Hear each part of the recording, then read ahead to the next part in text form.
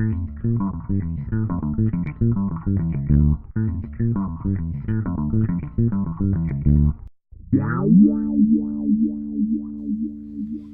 Cheers, Brian. Hi, everyone. We've got a little bit of a different show for you here today. We're going to talk about a trade, something we've been hinting at on the show for way too long. We're finally doing it. We are, yeah. We're actually going to divert from the formula a bit. We're going to give you a little bit more content this week. It is comic book day, so naturally, on top of all the other comic book shit that I do on Wednesdays, I'm fucking talk about a goddamn book too. Yeah, we've got two of your hosts, Justin Jones and Brian Wing. Oh yeah, they know us, man. They know us. But just in case you are a first-time listener, we are them. This week we're talking about Mr. Miracle. We are talking about Mr. Miracle. We've got the trades right in front of us. Yeah, Tom King, Mitch Gerads. These guys have been... A lot of people like this book. A lot of people talked about this book. Yeah, one of the highest rated books last year. Yeah, it's very well reviewed. And I finally, now that the trade's out, we picked us up a copy and now actually had the chance to read it. So now we're going to... We've talked a little bit off the mic about this, and I think we have very conflicting ideas on this one. Yeah, no, this is a Justin book, not a Brian book. Doesn't mean I didn't like it. Just... I don't know dick about this character, so I'm gonna go ahead and I don't know a gosh darn thing about Mr. Miracle. I went into this completely blind. I know that I've enjoyed what I've read of Tom King so far, and being that I haven't heard a bad word about this book, I figure why not? So I read it, and yeah, let's discuss, shall we? Let's break down some of the writing and the art styles before we really jump into this. Okay. So we do have Tom King's writing, and reading this, as people who've been listening to us from the very beginning, all three of you, I only got back into comic books, September? So it's been a long time. Yeah. And so I don't really have a whole lot of reference points for Tom King, but now I've read a lot of Batman. I've read Heroes in Crisis, and I've read this, and Tom King has a style. He has a formula that he is true to, and this is the epitome of a Tom King book. Seemingly. A lot of his dialogue is a very staccato style writing. Very short, cut off, next line, stop. I like that. I don't like getting lost in a talk bubble. I enjoy that style very much. Definitely. Very, very much. Definitely. The thing that can be deterrent for a lot of Tom King, I wouldn't say haters, but non-fans, would be, it's not necessarily the short bubbles, it's the pacing of it all. Yeah, definitely. He's got a very unique pacing style to his books. And he likes to throw in these really human, awkward moments. Yeah. Like later on when you've got some of these Furies yelling at him oh, we'll kill you, blah, blah, blah. Okay. Just it's a different style, and I don't think it's for everybody. I know why there's a lot of naysayers on Tom King. I'm not saying I agree with that. I like Tom King. He's a phenomenal writer. But you were saying he was a novelist, right? Yeah, no, this definitely that just shows, confirms that I've never read any of his novels. Like I said in the beginning, I don't read it unless it's got fucking doodles on it, man. I just don't have time to read books without pictures. Don't interest me. Yes, take that for what it is. I'm not an idiot. I just like pictures. Yeah, I like books, but I mean, since I've been reading comics, I've read a fair share fewer. Yeah, well, that'll happen when I tell you. I hold a gun to your head and said you're doing this podcast. That's gonna happen. Overall, you weren't a big fan of this book, right? I wasn't as big of a fan as I hoped I would have been. Fair. And it was really hyped up. I mean, that's a lot of expectations. Yeah.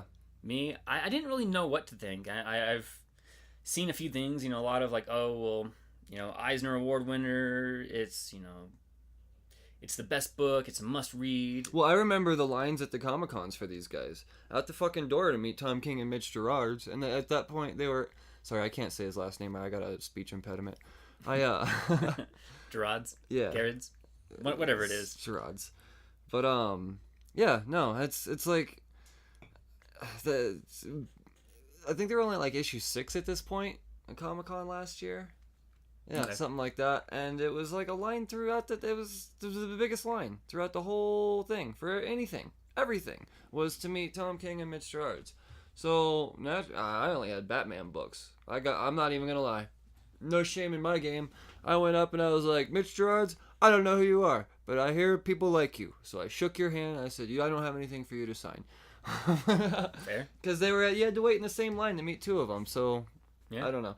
But the fact is that yes, people dig these two as a duo. I am actually very excited to read Heroes in Crisis 6 this week because it's Tom King and Mitch Gerards on that issue. Mm-hmm. So I'm excited for that. But we got to talk about Mr. Miracle. Yeah. Let's start it off. Let's. This comic book starts off fucking weird, man. really jumbled, and we've got like this TV static, and we've Like got these... visually jumbling. It is. That's Yeah, it's like something that confused me throughout glitched the out book. graphics. Yeah.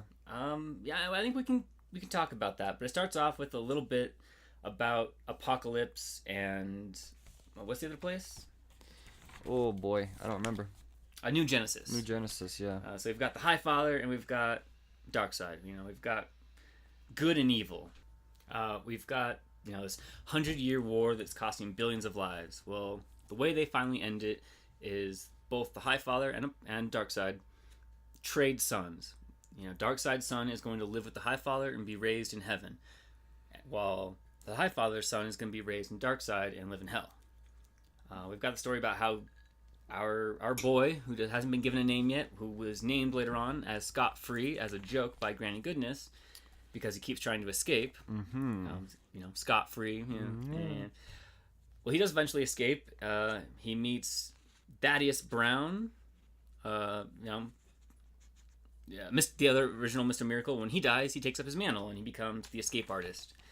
He's married to Big Barda. He has his friend Oberon. Everything's happy, healthy. Life is good. Can we just point out how much Thaddeus Brown looks like Mitch Gerards? Yeah. No, I guess, yeah, he does. Yeah. That's true. Just...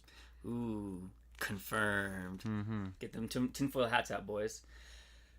And then we cut to this panel of Darkseid Is. And that is a really heavy theme of, especially, well, throughout the whole comic, but especially this first issue. And then we get Scott Free. We have Mr. Miracle. His mask's pulled off. His gloves are off. Sleeves are rolled up, and he's bleeding from the wrists. Oh. He has slit his own wrists, and then we get them going to the hospital. And if you notice how we have this one panel... Well, hold on. No, we get something in between. This is We do. What the shit is this? Is this Scott as a kid?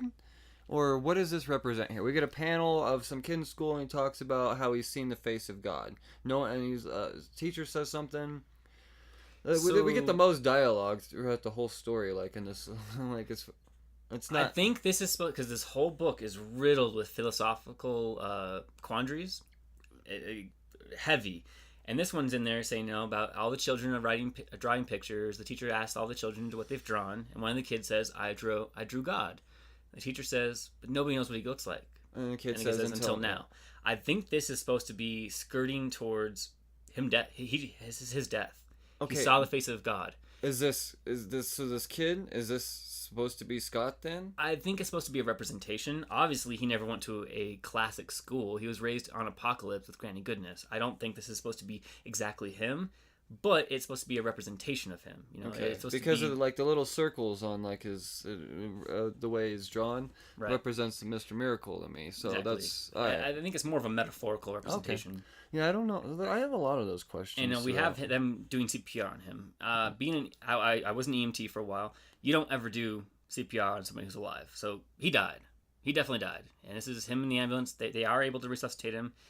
But we've got Big Barda crying in the ER with strangers. And we've got our first hint of Darkseid Is on this panel. Well, we've got it before, but... And if you keep reading, this Darkseid Is... keeps popping up a little bit more frequently and frequently. Is there a pattern to it? Like it just starts coming more and more frequently, if you'll notice. And then until we get, see how it starts getting 2 on each panel, and then more and more, and then more and more, and then we have a whole page of Darkseid Is. So would that be just a fancy way of just showing Scott Free's final moments until actual death? Okay, so we have him He does live. He's got his bandages. He's trying to have this like somewhat normal life with Barda. He's got his brother coming up to him, beating the crap out of him. Stand, okay. Knocks him down. Stand, okay. Knocks him down. Stand. This is actually my favorite part. Well, my second favorite part of the whole book is the confrontation here, and then with Orion and Big Barda as a confrontation as well. And then I think this is a strong metaphorical representation of life knocked you down, get back up. Life knocked you down, get back up. Suicide's not the answer, because he tried to kill himself in the very beginning. And I will say that if suicide or graphic imagery is not your forte, this book is not for you. This book is pretty or heavy it absolutely on it. is. Maybe this is what you need. Maybe, but then we start noticing during an interview and an escape attempt, and we start seeing all this glitchiness in reality. We got this weird fuzzy filters on all these panels. Yeah. And for the people that didn't have big TVs like us back in the day, like TVs they don't just always work, right? Right. And then we cut to this big panel of Darkseid Is. And I'm going to get back to that. I think this is like a heavy representation of the story, but we haven't quite got there yet. So we show Scott walking with his father. His father hurriedly tried to kill himself. But his father, who he doesn't really know as well, as far as I get. I don't. Again, I haven't read Mr. Miracle before. This is my only draw to it. And then it cuts to, okay, so we got him talking to his father. His father's not really around. He's got this other war. He's got other stuff. He's not there for Scott. No, just more emotional baggage for him, but just very blasé about it. Okay, I get it. That very staccato cut. And then we've got him with a pair of inescapable handcuffs that his friend Oberon is putting on him. And we're getting more of this Darkseid Is. Then Barda comes in and says, Scott, are you okay? Because Oberon's dead. He died of cancer from all the cigars months ago. You were there. So this is definitely showing him disassociated from reality. This is him coping with PTSD, with depression. And we get another one of... No, that's not here yet. Big Barda not really addressing the problems of depression, just trying to live on as a normal life, and him trying to cope on. They haven't addressed the fact that he tried to kill himself. But he's called to high heaven, or New Genesis by the High Father. His father is dead, and Oberon has called them for war. They killed the High Father. It's time to go to battle. So yeah, because of the what do they call it? What's that shit formula? The anti-life equation. Yeah, that's the thing. Right. So you get a moment where when their dad and Scott are walking along the beach. Right. He's explaining the anti-life war equation. is back. Right. He's got the anti-life equation. We have to fight him. Okay. The anti-life equation is supposed to be the antithesis of anything good. It's supposed to be pure despair, pure pain, pure evil. Just like Darkseid. Then we cut to Mr. Miracle. He's fighting the war. Now, here's one thing that lost me. Usually when they have these all-white backgrounds, they're on Earth. And when they have these all-black backgrounds and behind all the panels, they're on the Fourth World. But in this one, they have the big battle, but they're all white. Seems to be an inconsistency that I only now noticed. Yeah, see, I have a feeling there's a pattern to this storytelling that I just haven't cracked. There's a lot of that. So yeah, you've got him fighting for New Genesis, but you've got his brother Oberon, who is kind of flaunting his power. You will kneel before me, Scott. And you can show that Scott's like, no, you're my equal. I don't want to kneel. But Barda, kind of casually convinces him, and they kneel. And he says that he has a plan to win this war. And he wants Big Barda and Scott Free, Mr. Miracle, to go back to Apocalypse and kill Granny Goodness. They're there. But you have something? Yeah, I missed something. Yeah. Orion is... Orion is okay. He's the other boy that was traded. He's Darkseid's son, who was given to the High Father to live on New Genesis. So he lived in heaven, even though he's the son of evil. But that's his brother, but it's not really his brother. It's his brother because it was raised by his father. Okay. And we did allude to earlier that there was a prophecy that Orion was going to be the one that would kill Darkseid.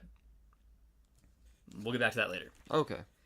So Gotcha. we do have Big Barda and we have Mr. Miracle in Apocalypse. They're talking to Granny Goodness, and it almost seems like a reunion. She accepts them with open arms, like, "Oh, my boy, my girl, you're here. You grew so fast. Why they let you grow?" And you have them at dinner. She's obviously evil. She has this other person that she's starving to death, puts food right in front of him, making other people watch him. Like, she's not a good person, but she has this motherly background or this motherly attitude towards these characters, even though these characters should hate her. Scott's kind of accepting of it. Like, this is the only like mother he's had.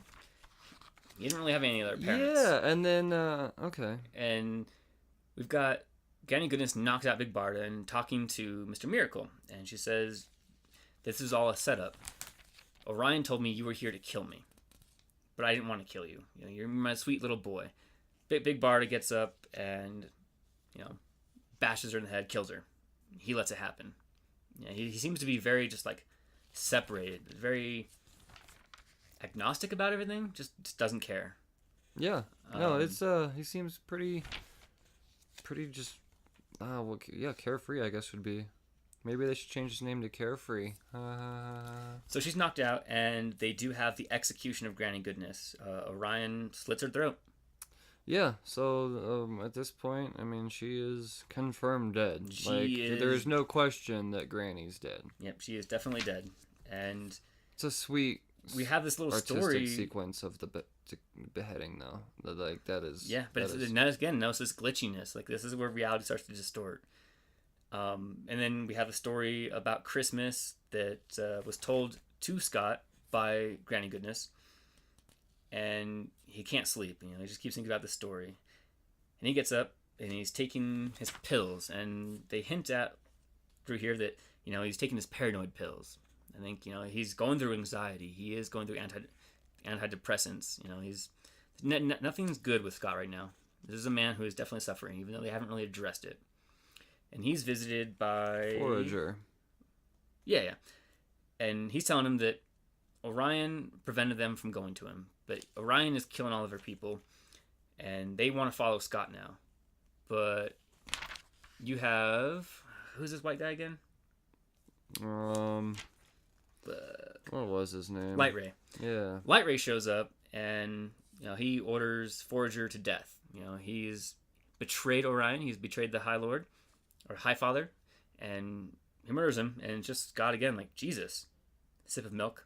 Jesus. Yeah. He's so separated from everything. He's very separated. Like, just everything seems kind of to happen before him, but without him. Yeah, definitely. Yeah, that's a good way of putting it. Again, you know, then we have Mr. Miracle doing what he does. You know, he's performing. He's escaping these deaths. I think this is kind of a representation of this is a man who's dead inside, who only feels alive when he's inches away from death.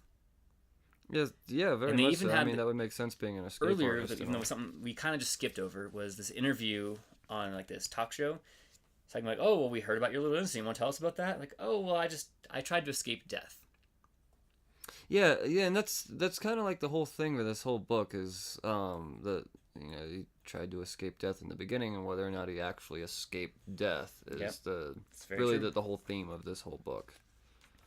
Yeah, no, there's that talk show interview really set the pace for the whole book, and we kind of fudged up by not talking about that in the beginning, but here we are talking about it now. Speaking of fudging up, you're gonna have to excuse any background noises you hear right now. Yeah, apparently we got some construction going on, or fucking assholes. And then the dog's itchy right now, super itchy. A lot of background noise. We'll just try to talk over it, I guess. Sorry, but in the meantime, Mr. Miracle. I'm gonna kind of skip over a lot of this. We've just got like this everyday life of Scott. And yeah, that's a very Tom Kingness to his characters. He he doesn't always show the high flying action of a superhero. He really shows their human side of it. A very cynical that's what human side of the it. whole Sanctuary is. Yeah, I mean, we're getting this. These are people who've seen some shit and done some shit. We're seeing the mental drag, the mental disorders that it brings on these people. Mm-hmm. Anyway, so we are visited by Orion again, and Orion believes that Scott is a traitor. Yeah, so he's sentenced to trial.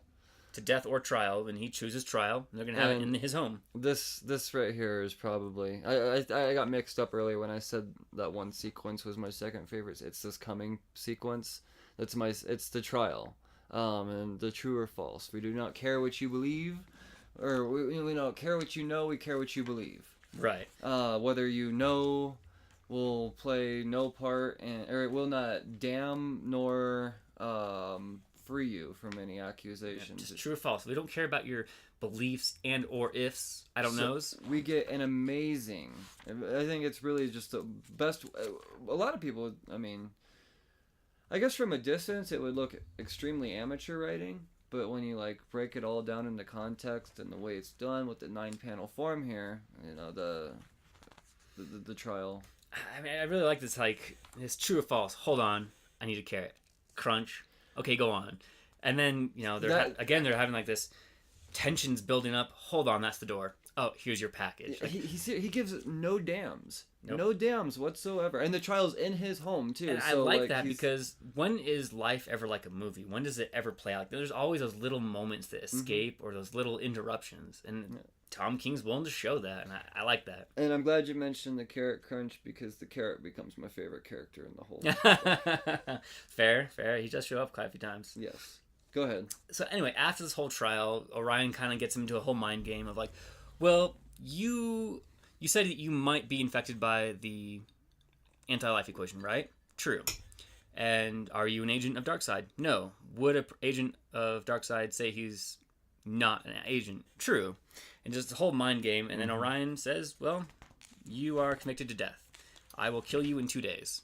Yeah. You'll report to me for execution. In 3 days.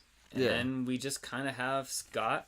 We get pretty much a whole issue of him Yeah. anticipating his execution. Yeah, we've got funky Flashman who's trying to sell it as He's Mr. Miracle's hype man. Yeah, he's his agent. Like, okay, well, we can't have the new gods and Earth being at war. We need each other. So we're gonna have this being you tried to escape death, but you were rescued. Somebody else helped you. So now you're going back at it, and the High Father is going to assist you. It's going to be a great honor, and you're going to see if you can escape or not. And that's how they're trying to sell it. And Big Barda is just kind of going along with it this whole time. They're still, having their sexy time. Yeah, no, that's I think that's going to end up being a pretty iconic panel, to be honest. Fair. But even more iconic for me would be page 119 in the trade.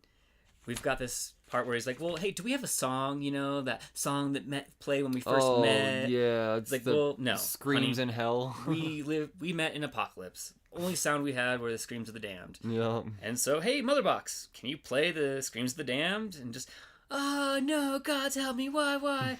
And just Make them, it sitting stop, there anything, laughing. I'll give you anything. Yeah. Like, yeah, good times. My eyes are bleeding, and they're just twirling Really their just hair shows in the wind. psychological fucked upness that these characters have. I would Big Barda more than anyone, man. Like she's a bad bitch. Yep. And when we got that, I'm so glad that I read this book because now I can have that female furries Matina cover I have on my wall. When they did that, I was like, I don't know this person. Well, I didn't read this until then. So now I'm like, oh, now I know who that bitch is. It's hanging on my wall. There you go. That's there you go. It's a fucking sweet cover. And again, yeah. we just go through the 3 days, and even Scott's telling Barda, if you tell me to stay, I'll stay. I can't do that. It'd be a war. And, just them constantly trying, or Scott trying to have that moment, trying to have his it's okay to go moment, stuck in traffic. Okay, well, we'll go up to the top of this hill. We'll try to look at the lights. Oh, there's no stars. Just, there is no moment. This is life. This is reality. And that's what I like about Tom King. He's able to show that really human, really real side of everything. Yeah. And so we have them. They're going to make love for one last time. Funky Flashman shows up. Oh, yeah, you need to skip way forward. 31? 131? Is that what we're at? 131. All right. Funky Flashman shows Yes, up, he and he's does. got the High Lord's guards, and they're to escort him to his death. And Big Barda strolls out naked and just murks these guys. You know? Yeah. She tells him stay. So Scott's gonna stay. Mr. Miracle's still around, and we have them incinerating the 2 bodies of the guards, and you know they're gonna bring war on him. So they have this like separated conversation. Big Barda talking about how she wants to redo the condo. They're breaking into the High Lord's facilities. They're killing all these guards, but they're not like putting any work into it. They're talking about, we need to redo the condo. Yeah. You know, we're gonna cut out the closet. We're gonna take half the living room. We're gonna have another bathroom. We're gonna have another bedroom. They get into like a whole Okay, hoarding but why conversation. do we need this? Well, we don't need all this stuff. Yeah, but it's stuff we have. Yeah, but we don't need it. Blah blah blah blah blah. And I just felt it the whole time. I'm like, oh god, she's pregnant. Like, she wants a whole nother bedroom. Okay, I get where this is going. And yeah, we get to the scene where she's like, yeah, Scott, so I'm pregnant. Yeah. And if you notice, like, we haven't really had any glitches up until this point, until we get to the High Father. And he's dead. Darkseid killed him. Yeah. And this is the part I don't quite really get. Okay. Is suddenly he's sitting over him, and we have all this glitching. And we got Darkseid is, and we got Darkseid does not do. And he says, Barda, I saw it. I wasn't looking, but there it was. I saw the face of God. Okay. So. And Metron earlier, which kind of skipped over, had told him, you cannot look into the face of God. You're not allowed to see the face of God. Why is that being brought up now? I mean, is this... That's where I am confused. See, well, that's that whole concept. The whole face of God thing throughout this book has confused me. When I brought up the kid thing earlier, I was like, I don't even know who this kid is. He just looks like a young version of Scott Free, but we all know that would not be Scott Free. This book is very heavy on the metaphoricals. Dude. I think one part we skipped over was they were talking about how there is, I think, therefore I am. You know, well, Scott's able to think, therefore he must be alive, right? Because that comes from Descartes' first law of psychology. And in that one, they talk about how if I'm asleep, how do I know that my dreams aren't more than my reality? You know, how do I know that when I'm not awake, any of this is real? But I question, therefore it must be real because I must be real. And that's just the first law of philosophy by Descartes. And then later on, we've got this talk about how there's 2 painters. There's the apprentice and the master. And the apprentice believes that he's better than the master, so he challenges into a competition. And they have this competition. And first, the apprentice pulls off the curtain, and it's some grapes. But they're just grapes. They're well painted grapes, but they just look like grapes. But then the birds start flocking to these grapes and are trying to eat them because they think they're real. If they think they're real, then that's good enough, right? Okay. Gotcha. So Scott, he might be under the anti-life equation. He could be dead, but this feels real to him. So that's good enough for him. That this is a man who is willing to just accept that this might not be Barda. These might not be his children, but it's good enough. It seems real. Yeah. All right. Well, we don't have 9 months before the birth, though, because the next issue, we have the birth of his son. Yeah, seriously. It's just right there. I mean, you get the frantic driving to the hospital. Like, you actually get some more... I mean, the whole time you're expressing, like, the human side, but at the same time, a lot of these emotions that Scott Free is showing aren't human emotions. Like, that's not how a normal person would act in that scenario. Like, so disassociated from everything. Exactly. Right. And then all of a sudden he's like right back in it again. It seems like every time Barda, maybe. But even here, like, birth of his son. Okay, I'm waiting. Oh, your friends are here. Okay, yeah, you're crazy. Okay, yeah, they gave me this knife. Yeah, I think they want to kill us. They're just very disassociated, just very blasé about everything. Right, except for just the initial scene of him pulling up to the hospital. Like, he's got that oh shit look, dad look on his face. Yeah, but then it seems like once they get out of the car, it's just like back to fucking whatever. It's another baby. Oh, yeah. This one's my baby. What do you know? Huh, I know that guy. I made him. Got some chips. Like, it's just... I don't understand the pacing with his carefreeness. Yeah, I mean, there's a lot to interpret there. A lot more, I think, that we can really go into. Yeah. And the story just continues to be a little artistic. We've got, Mr. Miracle cut. We have the birth of the child. We've got, the Furies there, and they've got this knife that was able to actually cut Barda's skin because no surgical implement can hurt her. Yeah, and it was then like there's some umbilical cord. Wasn't it made from like Darkseid's skin or Darkseid's skin or something like that? I forgot what it was made out of, but it comes in. It will come up later. Yes, it will. Right. And we've got the birth of the child. They've got the name, it's Jacob. Cool. Moving forward. Well, I like how he is actually like naming off all these terrible Axel names. Blow. Like, what about Wonderful Woman or Star Razor or just like as if those are just normal names to suggest. Yeah, Blood Goblin. I don't know. I just made that one up. And then he just like comes to like, what about like Frank or whatever the fuck the kid. Jacob's ladder, because that was the big ladder that would send them to freedom from apocalypse. Okay, so gotcha. that's like, oh, well, it's a symbol of freedom. So yeah, it's just so weird. Like they didn't like segue into crazy names and they just like, oh, I'm gonna all these crazy drop. Yeah. Yeah. Once again, don't understand the pacing, but okay. So we do have the birth of his child, and now we've got the war with the fourth world, with Darkseid, because Mr. Miracle is now the High Father. He is now the living heir to the throne, and we've got these like brutal pink, vibrant colors, really brutal story. But then we've also got cuts with him and his son and Funky Fresh Man and just his home life and his family life.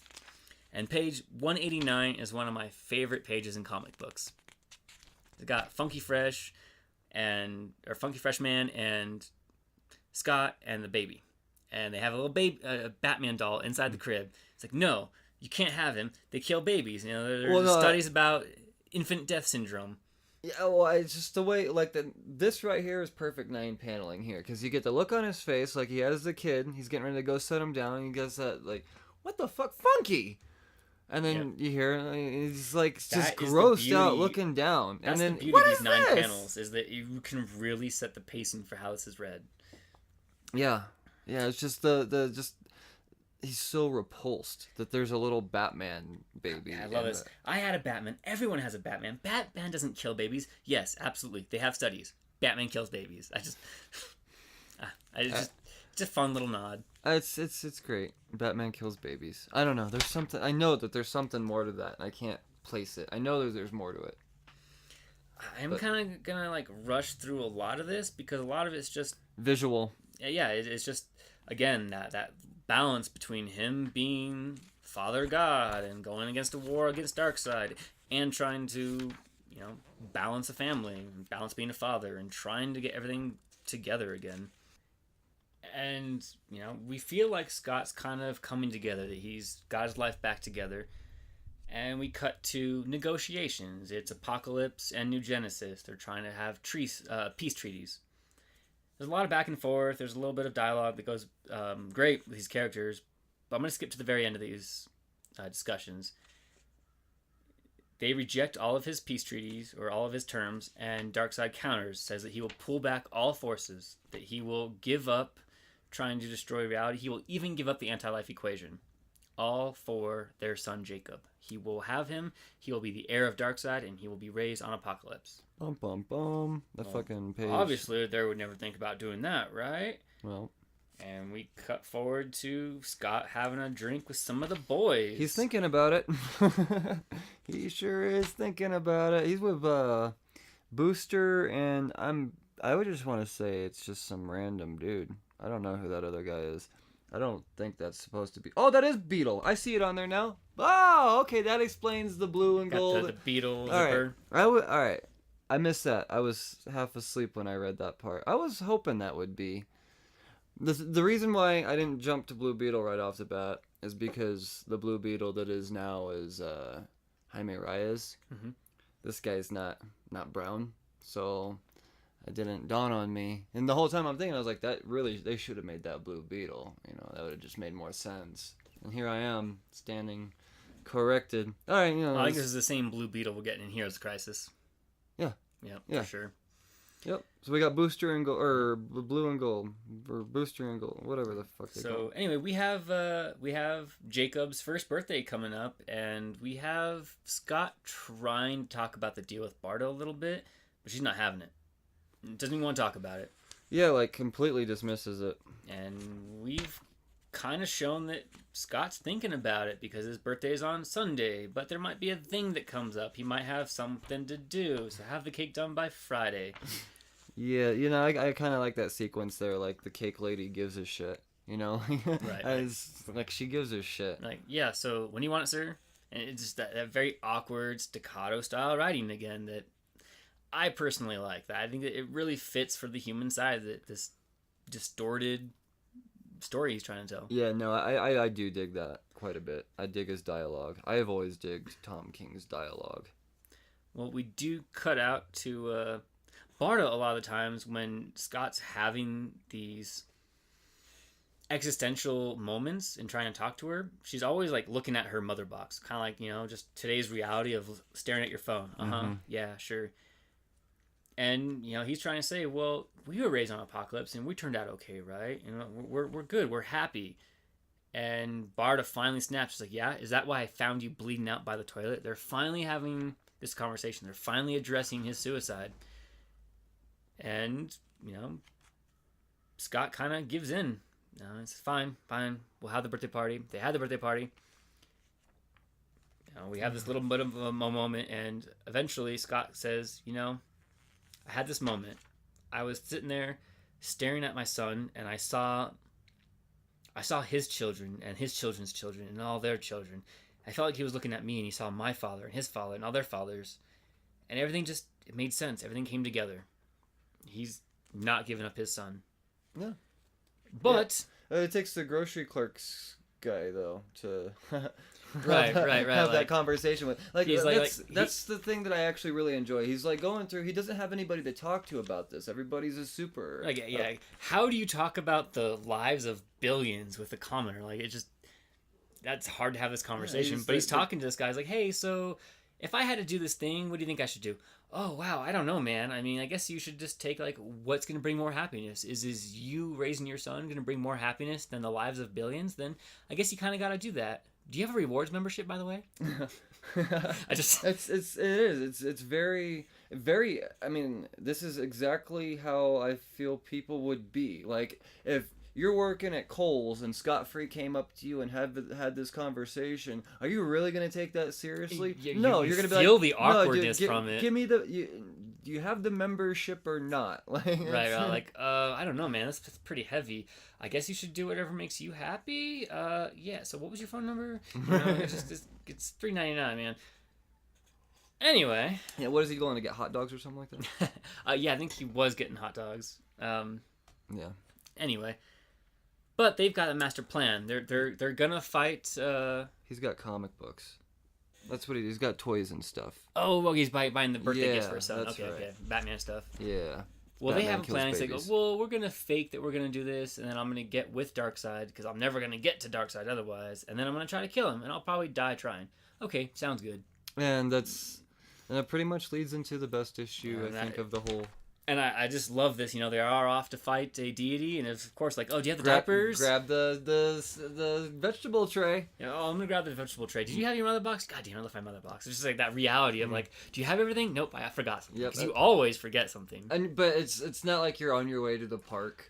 No, you're on your way to deliver your baby, your only son, to murder Darkseid, a god. Right. To prevent a war. Yeah. Like, and they get there like, oh, I'm gonna search you for weapons. Do you have any weapons? No, I have a stroller and a diaper bag. Do you want to search for those? Yeah, you're good. Well, we got a vegetable tray, and they're like, no, we're not worried about a vegetable tray. And he's like, you'd be surprised what happened with the vegetable tray. And snap a carrot. And I love this. You got Darkseid just lift, crunch. All right, and I heard someone else say this a while back ago. I heard somebody review this, and this is me oblivious to what this book was, but I heard somebody mention this particular page here that you're talking about, and the recurring vegetable tray. And I honestly think I forget who it was. I forget who it was that I heard talking about it.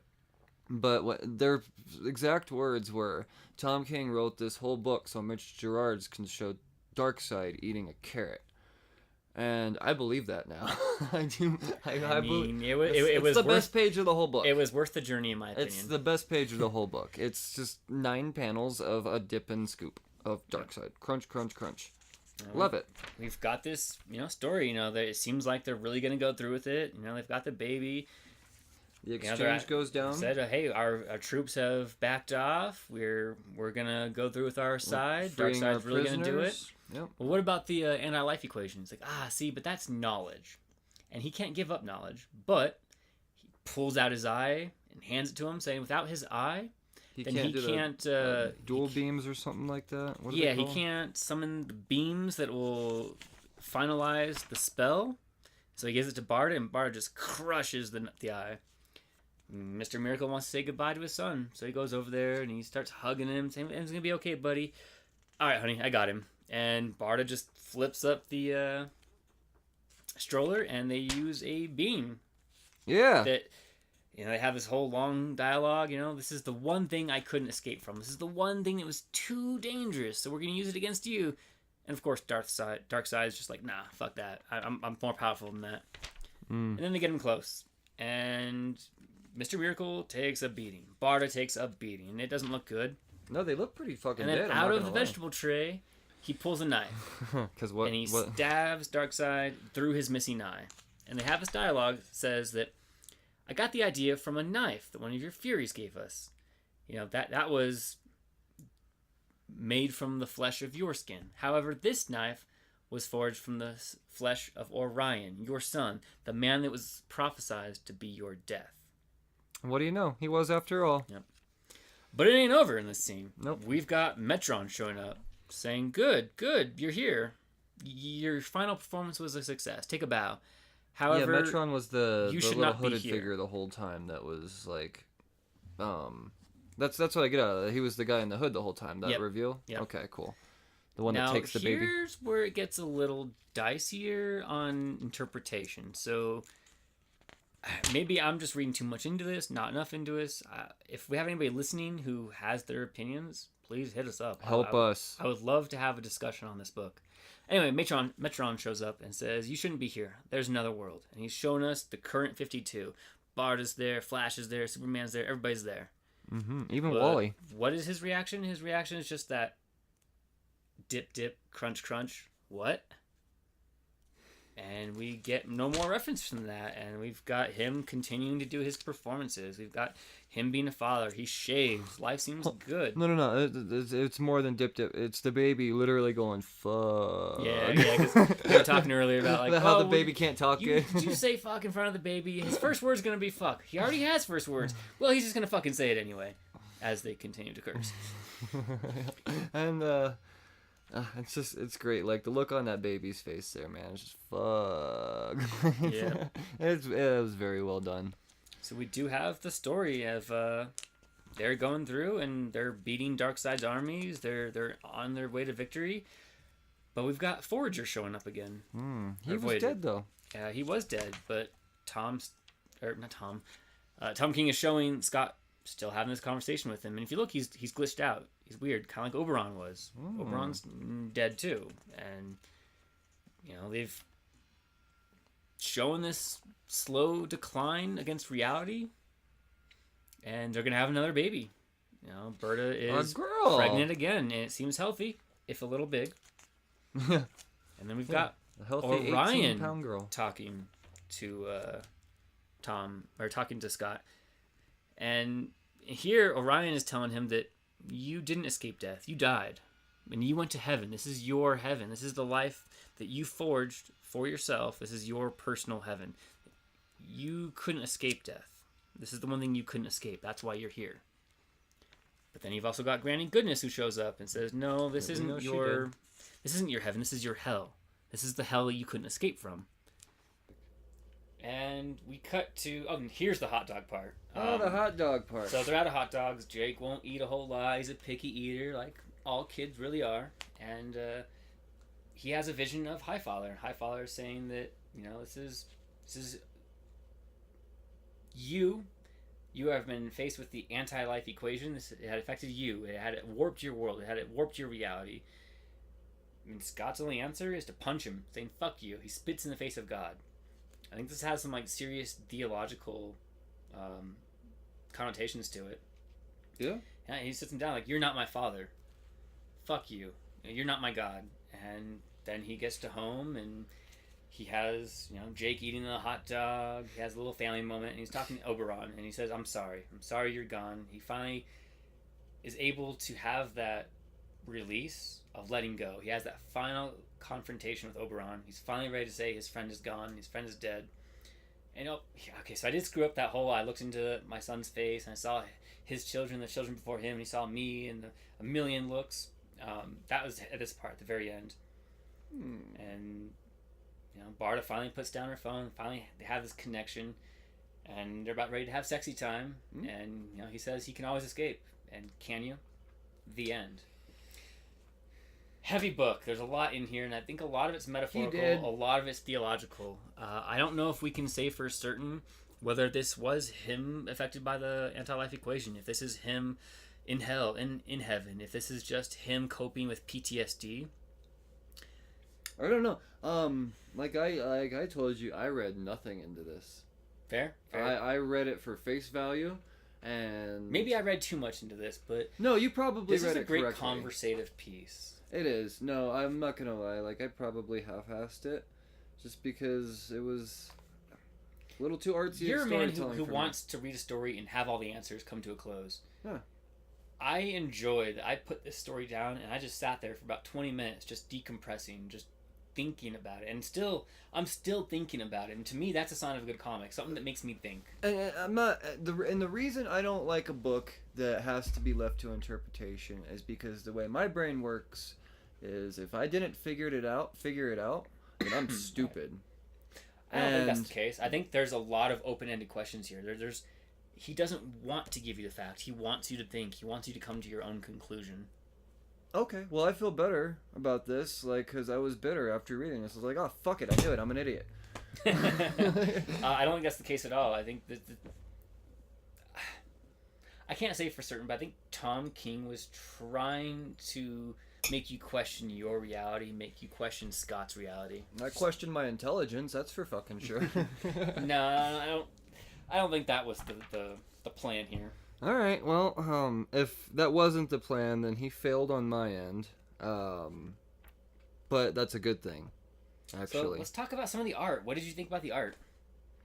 The art was definitely extremely different. It's not like anything that you normally see. Like, it has its tones of a normal comic book, and then all of a sudden Gerard's flexes, and he's just the master of digital art. Mm-hmm. The dude has a style that's just so him. It's definitely unmatched for sure. He's also, he could switch it up too.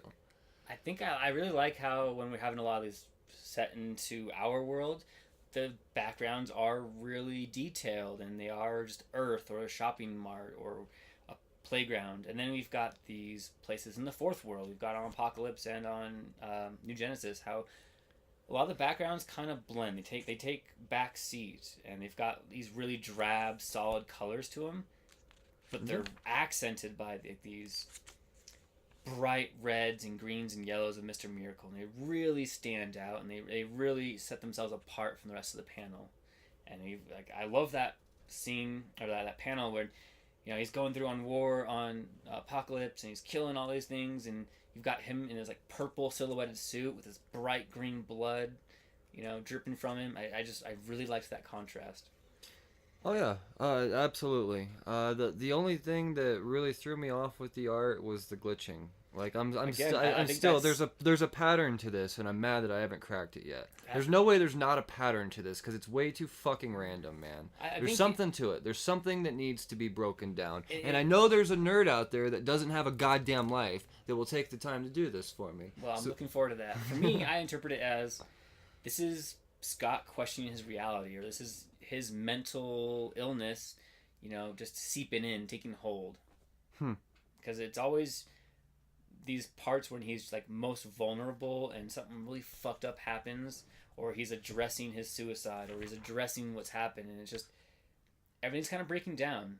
So you actually you do believe it's all random, the glitchiness? I don't know if I can say random, but I think it's to highlight, the PTSD or the mental illness that he's going through. Because a lot of this, there's.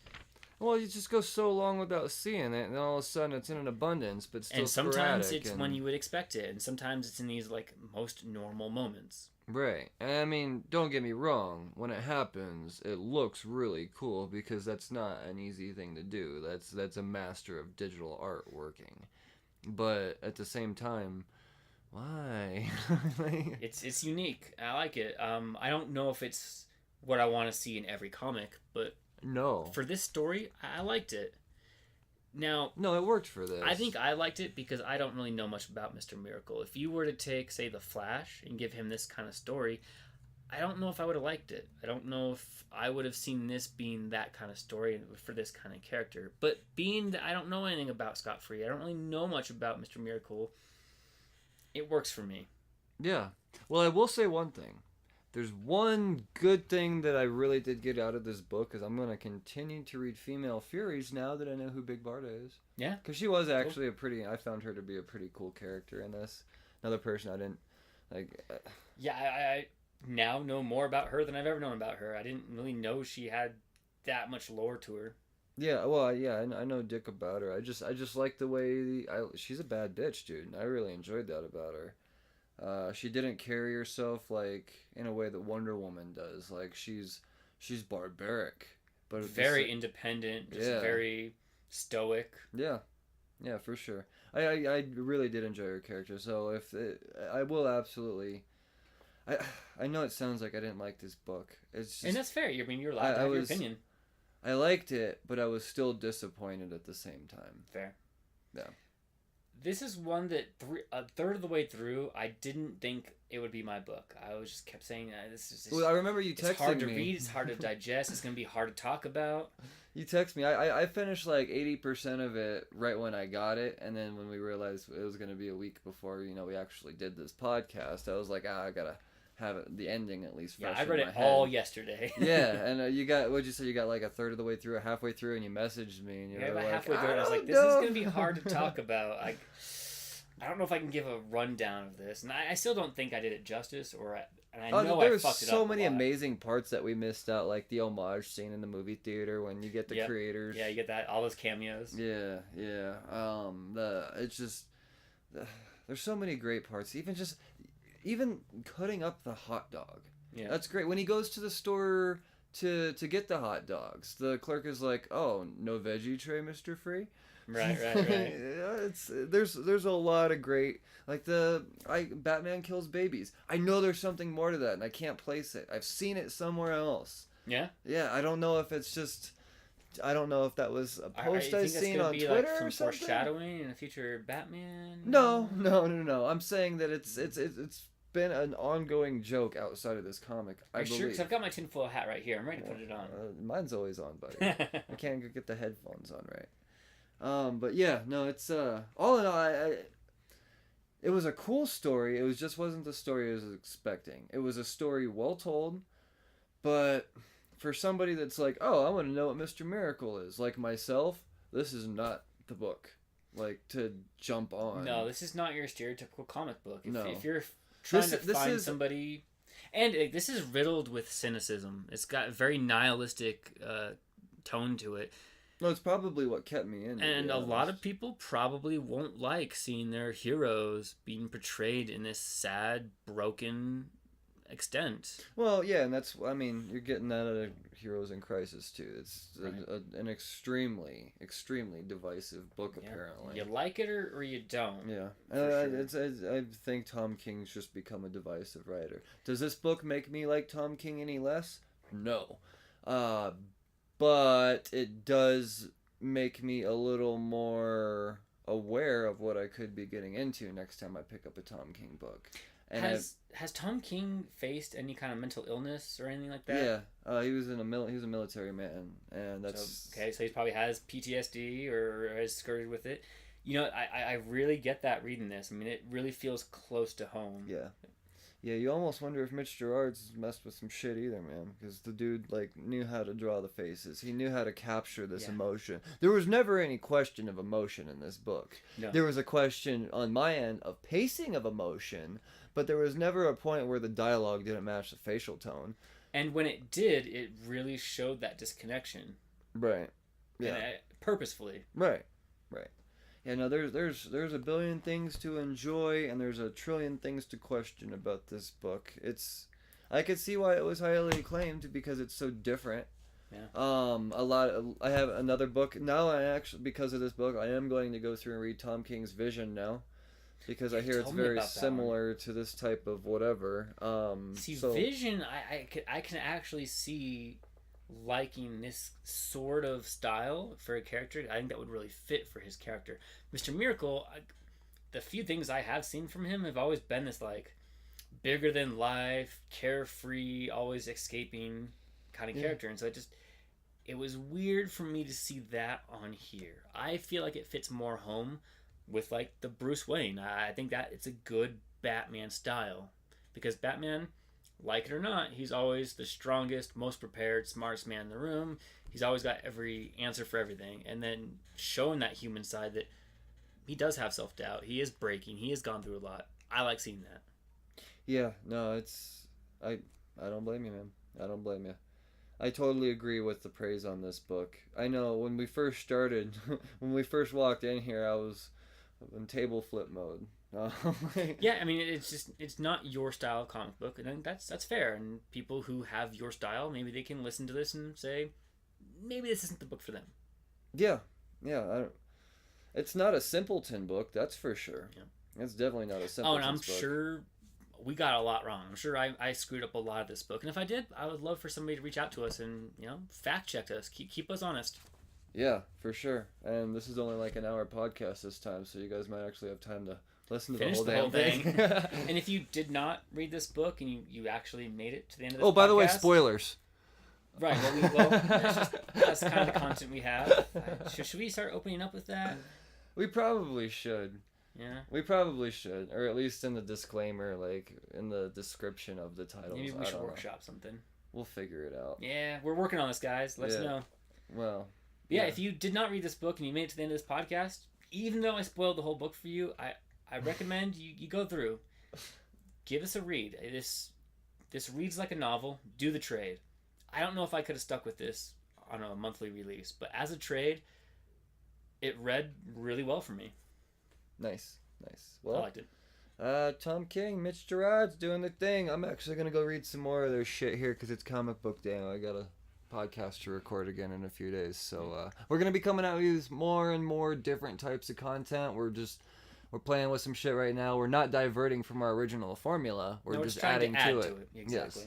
So you're gonna be getting more and more of this type of stuff, or you won't. I don't know. We're gonna try it anyways. Yep. So thanks for making it this far with us, guys. Please share us with your friends if you think they would like it. Yeah, you guys know where you listen to podcasts. That's where we're at. And YouTube too. So, and we did start an Instagram. Got to remind you, just because that's new. Twitter, that's where you're gonna yell at us the loudest, because that's where I'm gonna listen the most. So yeah, we would love to hear from you guys, for real. Yeah, and if you have another like trade recommendation, like we've already got another one too. It's gonna be the professional wrestling something. I don't have it in front of me. The comic book story of professional wrestling. I Yeah, believe. there you go with your memory.